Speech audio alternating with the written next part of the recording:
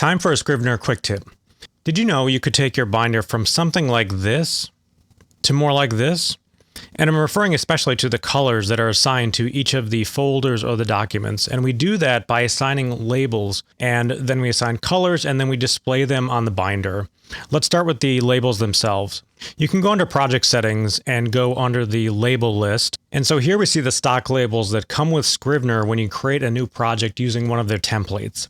We can see they're just colors, and they're rather pale colors at that. We can change the description and the colors, and we can assign whatever purpose we want to the label. I'm going to get rid of a couple of these first, and then I'm going to change these to 3 different characters: Rhiannon, Rylan, and Lorelei. And I'm going to say OK. And we can assign those labels to whatever document, again, or folder that we want. So I'll right-click and say Label on this first chapter. I'll set that to Rhiannon. I'll set the second one to Rylan, and the third one to Lorelei. Now notice the colors haven't shown up yet, and that's because we have to go under View, Use Label Color In. And there's several different choices. I prefer just the icons. If I select that, we can see that those colors have changed.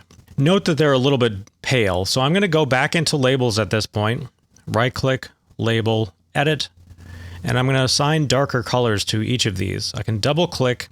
I'm going to choose red for Rhiannon, green for Rylan, and for Lorelei, I'll go with blue, just to make these really stark. And now we can see they'll show up quite a bit better. We do have other options like showing those colors in the binder, in which case it will add these color chips, these circles on the right-hand side. I can also use the color in index cards. We can also use it in the outliner rows and the titles. And finally, show as background color in the binder.